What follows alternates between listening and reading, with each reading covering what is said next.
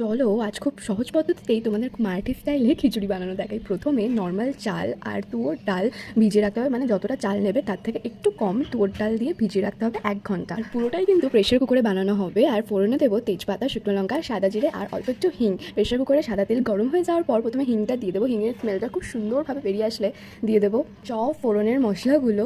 এইটা ভালো করে নাড়িয়ে চাড়িয়ে বেশ কিছুক্ষণ জিনিসটাকে পুরালে কিন্তু এদের স্মেলটা খুব ভালো বেরোয়, তোমরা জানোই। তারপরে দিয়ে দেবো একটুখানি হলুদ। জিনিসটাকে ভালো করে নেড়ে চেড়ে নেবো যাতে হলুদের স্মেলটা পরে না বেরোয়। তারপরে দিয়ে দেবো চাল ডাল যে ভিজিয়ে রেখেছিলাম পুরোটাই ঢেলে দেবো। যারা হয়তো প্রেশার কুকার ইউজ করো রান্না করার সময় তারা হয়তো জলের মাপটা জানোই। জলের মাপটা তো আর মুখে বলা যায় না না দেখে।